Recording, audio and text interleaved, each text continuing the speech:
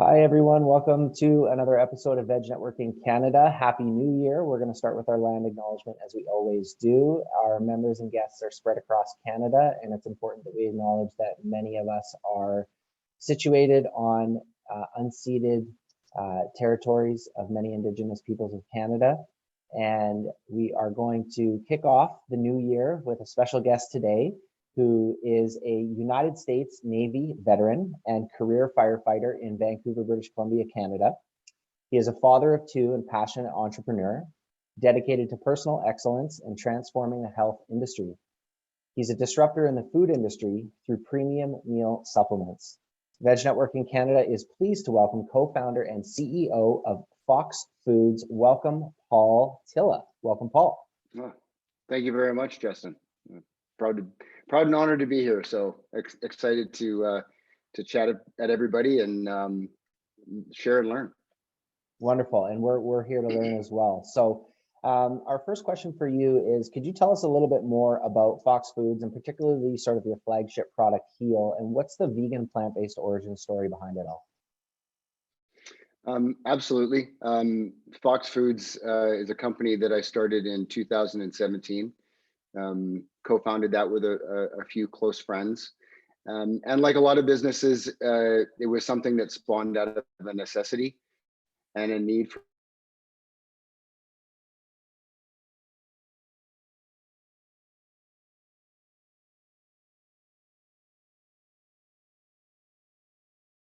it was at that time that I decided to pivot out of the fire service. I took a 2-year leave of absence to take care of her full time,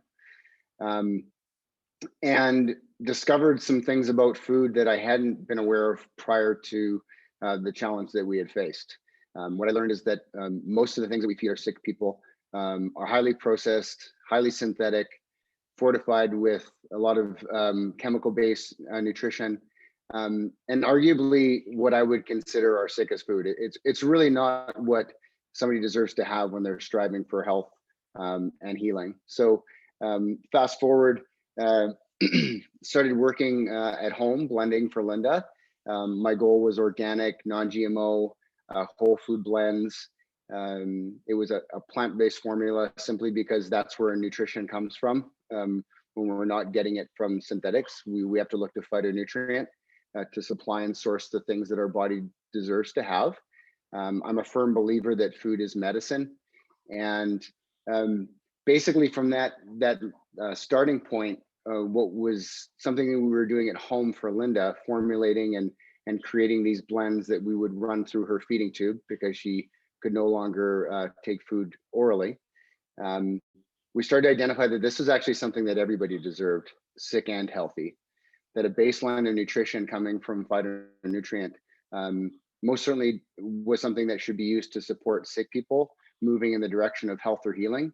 But it was also something that people deserved to be preventative and also to strive for optimal health in a world where nutrient density is lacking in most of the things that we eat. So to kind of create a product that, and the flagship product being Heal, to do that in a way that not only people like Linda could use it, but it could meet a particular guideline. We strove to meet Health Canada's guideline for meal replacement. This guideline is one of the most stringent in the world. And what we were able to do is actually achieve that with a 100% food-based blend that has used no synthetic isolate additives to meet the nutritional requirement. We're basically the first company to ever do that. It wasn't an easy task. It took about 1.5 years. And where we landed was with a powdered-based formulation. We literally compound food, I should say, like medicine. And what that allows us to do is, by weight, create a blend that gives us the upper and lower limit requirements for all of the micronutrients laid out by Health Canada's guideline. So in a snapshot, what that basically left us with was a vegan, organic, non-GMO formulation. It's obviously completely plant-based. All of the nutrition being derived from the naturally occurring phytonutrient, each of those ingredients.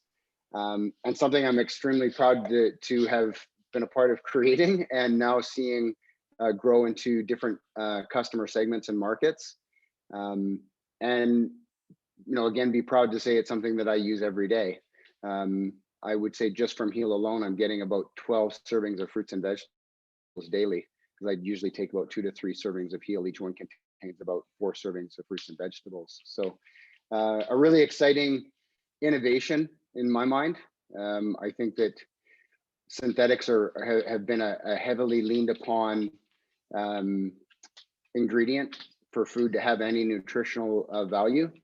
And sadly, in a lot of cases, it causes more problems than it solves. So I'll pause there. I'm extremely passionate about food as medicine, and yeah, if that makes sense, Justin. Totally makes sense. And it's just so nice to hear somebody talk about, plants is where nutrition comes from, talk about phytonutrients and all of that amazing, great stuff that all of us resonate with. We heard 99.9% of what you said. At the very beginning, though, a little bit was cut out about Linda. So can you, in the second question here, which is your entrepreneurial origin story, that's the reason why sort of Phox was created and Heal. So coming from the US Navy and being a firefighter and then transferring into entrepreneurship, can you tell us a little bit more about that changeover and that spark? Well, yeah. So like you did mention, I grew up in the States. I was born in Vancouver. And in my early career, getting out of high school, I did spend time in the military. That set me up with a lot of skill set that then translated over to what became my career of 23 years to date with the fire service. I'm a captain with the District of North Vancouver Fire Department. And arguably, again, what sparked this off was the disease that my at the time wife faced, ALS. So it's probably worth explaining that a little bit more, because I assume everybody knows what ALS is, but it goes by the other name, Lou Gehrig's disease. It's a degenerative neurological. So what that really means is that basically system by system, your body just starts to turn off. For Linda, one of the first things that she lost was her ability to speak and her ability to swallow. In a bid to care for her, we had to make the decision to get her a feeding tube. That was, again, when I was introduced to the synthetic formulations that these people are faced with, and really that there's no referable options. There really is no optimal food solutions for that. And just out of a passion for people, out of a passion for sport and fitness, I have health background. I own a gym called Sheepdog CrossFit as well. I guess I just got pulled into it. It was a know better, do better type of realization. I knew better, and so it was my responsibility to do better. And I felt that the legacy of Linda's suffering and the loss of her life sparked a realization in me and inside of a lot of other people.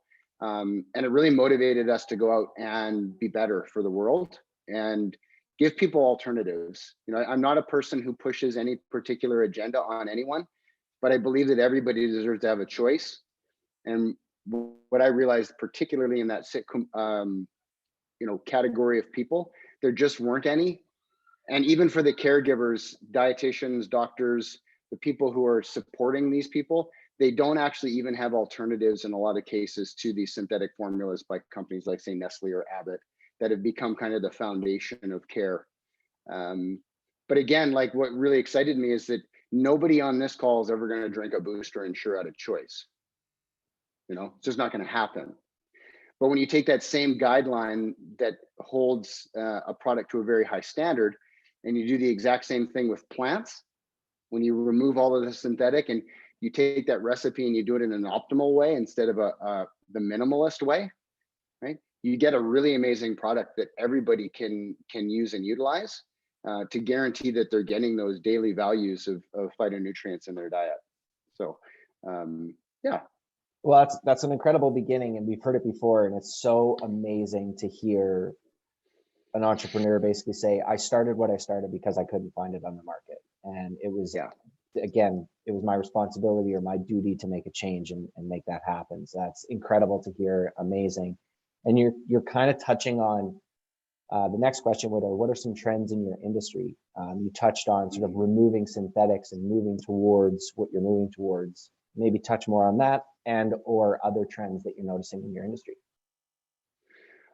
Yeah, my industry is really interesting because it categorically goes from, what I consider the reactive market. So these are people who are dealing with an illness. They're getting perhaps product referred to them through some sort of clinical avenue, right through to the proactive person who's very aware and educated, right? So I would say that there's most certainly a category creation here more than I would consider it a innovation or sorry, a trend in the marketplace. I'm literally creating something that's never existed before. And the way that we're actually creating food, albeit this is the way everything used to be eaten naturally and in a whole food form, we're using science and the ability to measure nutrient in a way to create these formulations and these bases of nutrition that can not only go and heal, they can go in any type of food. And so that the removal of synthetics isn't just a benefit to our body, it's a benefit to the environment. We're removing things from the environment that just don't belong there. And so the education component really just depends on the person I'm talking to, their specific interest in why it is what it is. But ultimately, I'm actually more in a position of category design, Justin, than I am actually explaining trends in the marketplace. We're literally creating something new and innovative. So that's a really exciting thing, but it's also can be very challenging. So yeah, so heal is a trendsetter, not necessarily following trends, and that's, like you said, that's rewarding and challenging all on its own. So in the future, whether that's 1 year, 2 year, 5 year, 10 year, who knows? But the next question is, where is Phox Foods and Heal going in the future? I love that question because the deeper I go into the rabbit hole of realizing and learning, and this has been a massive learning process right from the very beginning of being introduced to feeding tube formulations and meal replacements through to understanding how food labels are created, identifying how food is made and fortified. What I've identified is that the products that I've created are actually representative of a tip of a spear. What I've shown is that you can actually take some of the hardest, I should say the toughest, some of the toughest, strictest guidelines for food, and you can actually do it in a better way.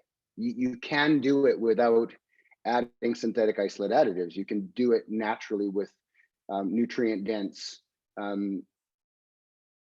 ingredients. Why tip of the spear is because that just showcases that it can be done to a very high level. Those same baselines of nutrient, if put into a base, let's say a basal formula, can now be introduced into any product. So if I've got an applesauce and I want to make sure that it's got X percentage of all my daily vitamins, minerals, and trace elements, I can literally take that formula and put that into another product, right? So the future of the business is actually the development of baseline formulations that can be sold B2B.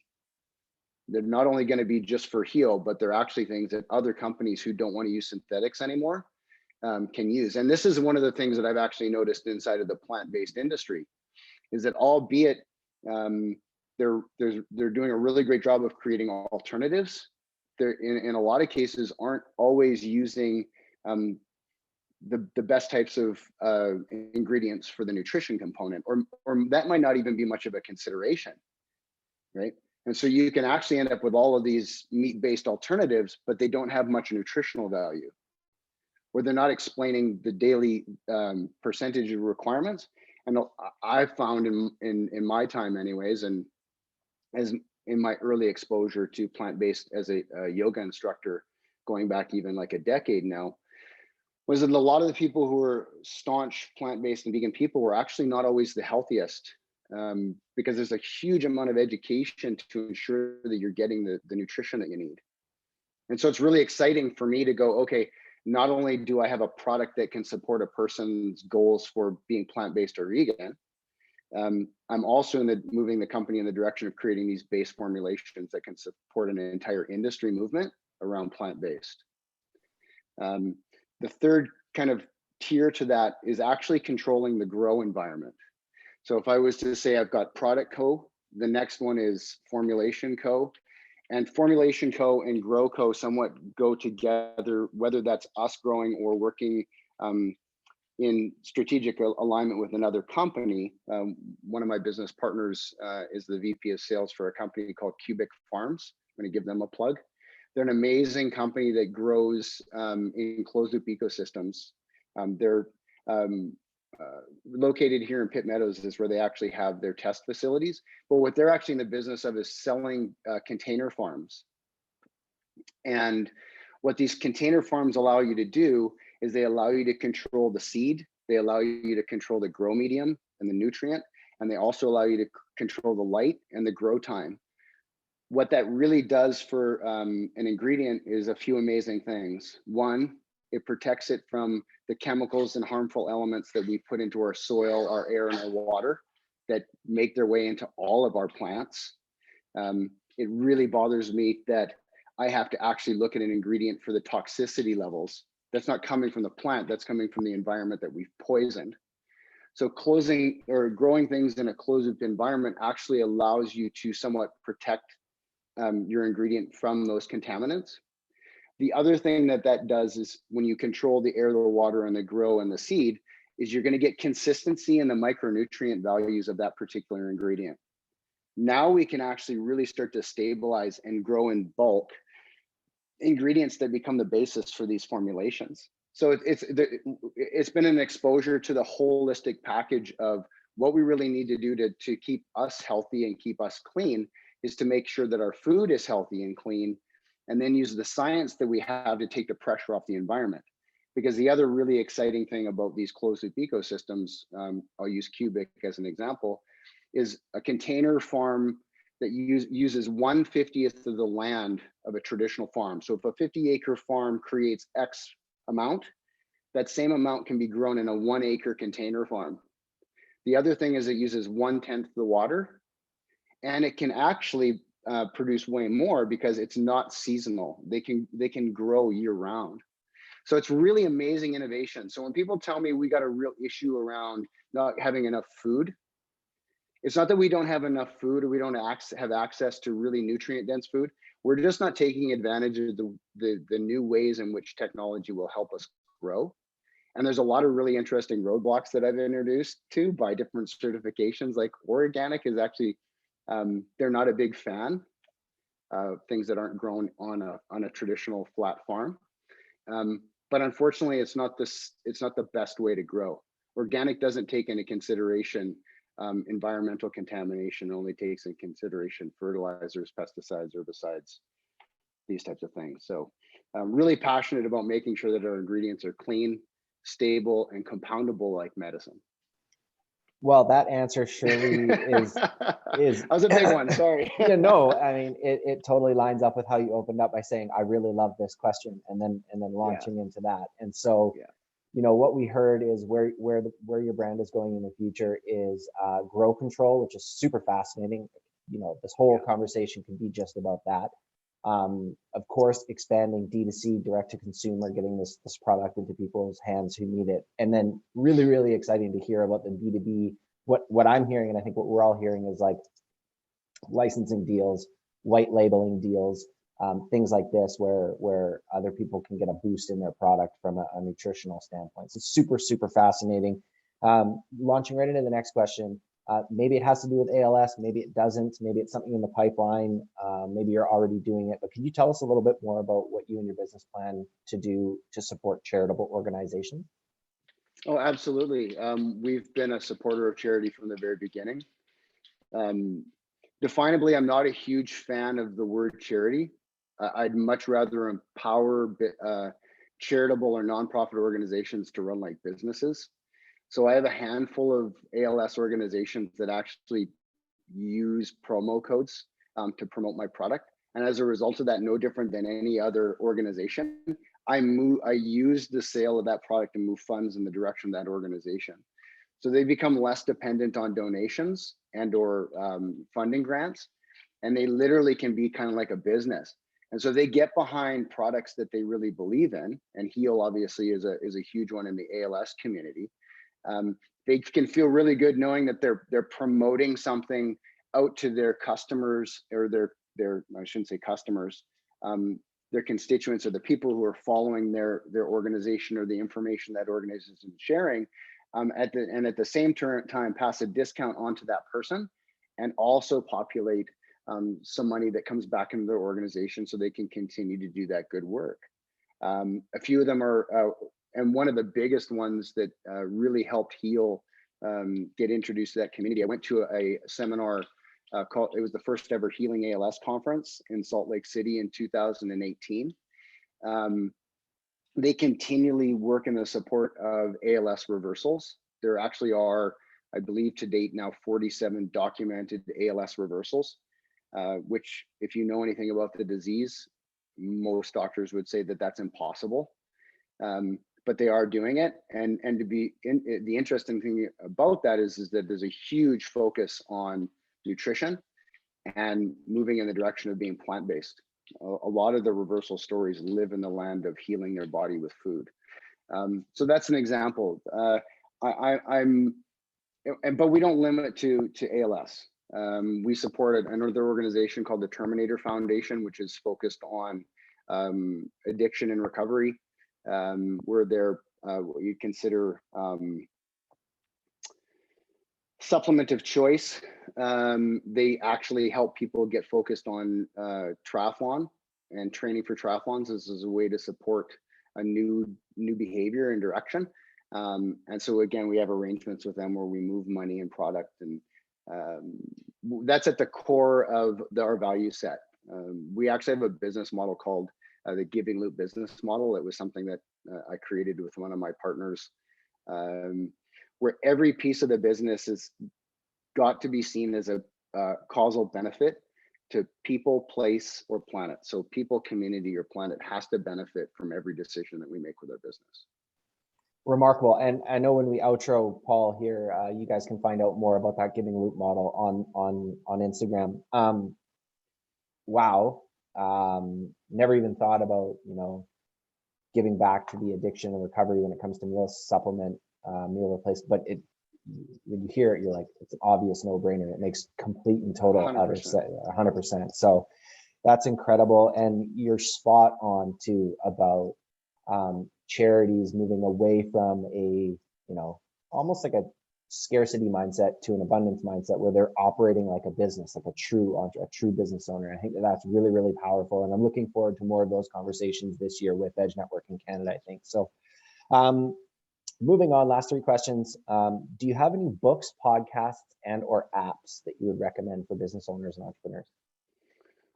I love this question.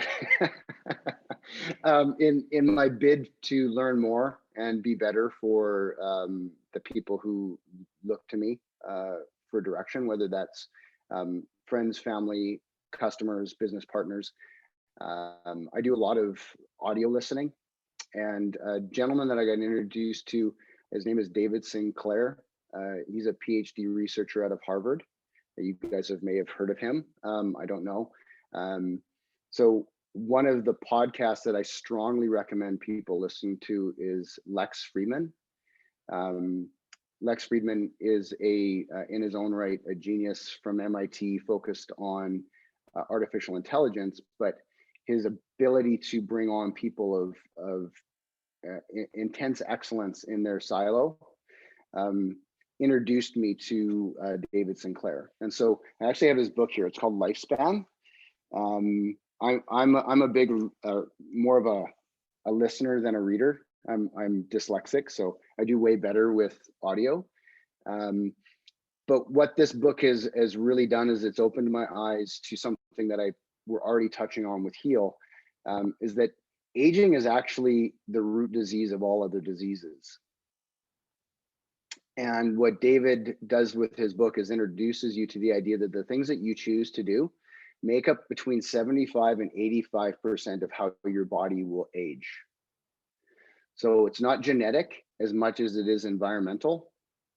And so when you think about plant-based diet, and he recommends it strongly, the anti-inflammatory aspect alone has a huge impact on our bodies on a cellular level. We're actually protecting our DNA so that our epigenome can stay focused on what you consider the duplication of the cell versus the repair. And when you see people who are highly exposed to things that damage their DNA on a cellular level, this is what we actually call aging. Our cell has the ability to heal itself or repair its DNA, or to duplicate or rebuild itself in a healthy copied version of code. But if the code keeps getting damaged by environment, synthetic isolate additives, forever chemicals in our environment, the inflammatory aspects of sugars and meats and some of these other things that we're exposed to, nitrates, all of this stuff, radiation, all of it has an influence impact on our overall ability to maintain what I would consider an opportunistic longevity and vitality. So vitality is key. You know, if you live to be 100, but you're spending 30 of those years in suffering, there's a lot of really great stuff in the book. So I gave it, I absolutely love this. Like, I strongly recommend anybody who's interested in food, read it, because it will really, really empower you with some amazing new cutting edge science that's showing that exactly what you're promoting is a key element to vitality and longevity. Amazing. And when we're done, perhaps you can send us some more resources on the Books Podcast app question, because I'm sure that you have so many more. And in our follow-up email to everybody, we can send a little bit more about that. But me personally, absolutely, I could not agree more that Dr. David Sinclair and Lex Friedman are two, you know, amazing leaders who do sort of like mental jujitsu. I just absolutely love it. Second to last question here. Who or what are some companies that inspire you in your business? Well, interestingly enough, they're not food-based companies. I'm very inspired by Patagonia. I think Patagonia is a company that has showcased a certification called B Corp. If you have or haven't ever heard of that, there's lots of companies moving in the direction of that as a foundational guidance for the way that their businesses ran. It creates a lot of requirements. Most of them are focused on that environmental strategy that we had already kind of mentioned. And because Patagonia is such a massive company and massive influence, the measure of the way they make money, but also the measure of the way they use those resources to make a difference, right? And there's a lot of inspiration, because I'm a firm believer that the future of the world is not going to be solved. The problems that we're facing now are not going to be solved by government. They're going to be solved by business. And if we can actually show businesses that it can be extremely profitable to do things the right way, that stewardship in business over capitalism in business, that instead of focusing on how much money you make, you focus on acquiring the resources necessary to propagate your next solution, is going to create brands that people trust and products that people will be excited to buy, right? So just as a side note, one of the things that I would want to mention, it's not a company, but an organization in New York called copo.org. So it's COPO.org. We are now creating a relationship with them. We have our first batch of 5-serve gusset bags of Heal. They support one of the largest food pantries in New York City, and they've actually purchased Heal as a product to make sure they have available to their community of people who use that resource, to guarantee that they have that baseline nutrition to support early childhood development, and in the case of their elders, ensure that they're getting the nutrition that they need for that vitality and longevity. So, you know, there's a lot, whether it's an organization or a company, there's a lot of people who are starting to realize that how you garner trust, and that was why I would say Patagonia, is through literally being what you say, not just saying what you're going to be. Big difference. Yeah, absolutely. So that's why I love them. It's about what they're being. Totally.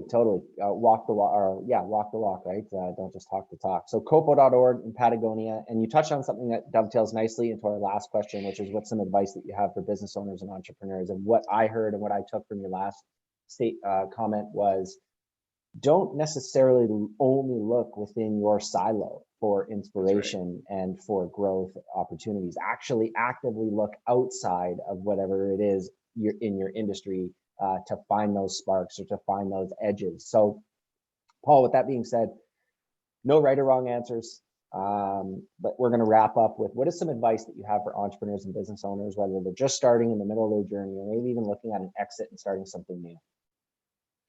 Well, I think that there's lots of reasons why people do things. And I think most people operate from three energies: needs, wants, or meant to be's. I would say make sure that the energy you have around your business is one that's coming more from a place of meant to be. If you're truly not, if you don't have a true passion for what you're doing, and it's very few people can be passionate about something that hurts the environment in which they live or hurts people, that leverages others for their own personal gain. Make sure that it's something that's a solution for others that you can be extremely passionate about. And I truly believe that for entrepreneurs, it can be anything, you know, whether it's a product or a service, that you can find a way of showcasing that as a solution for other people. And what that's going to do is it's going to reinforce the decision that you made to start your business, continue your business, or grow your business, as well as it's going to build a brand that people can trust. And I don't think there's any better advertising than just being able to tell stories that are true about yourself, your company, and the things that you're doing for the world. So that would be my advice. Well, you heard it, folks. Move from need to want to meant to be, and really start to cultivate and just communicate through your community those stories constantly. Just keep being a storyteller, and that's sort of the advice there. So, Paul, incredible, great conversation. I'm sure everybody here and those listening could agree, could go for a couple hours. Maybe we'll have you back. We haven't had at Veg Network Canada yet. We haven't had any repeat guests, but I think that's going to be really, really cool when we do part 2 or a follow up with folks. So thank you so much for your time. So everybody listening, you can find out more on Instagram at Heal in a Meal, just how it sounds, Heal in a Meal. And the same is true on the web, www.healinameal.com. Paul, thank you so much for being here, and Happy New Year. Happy New Year to you, Justin. Thank you so much, everybody, for the time. I've been honored that you took it to listen to me today. So thank you very much. Take care, all the best, and we'll talk to you soon.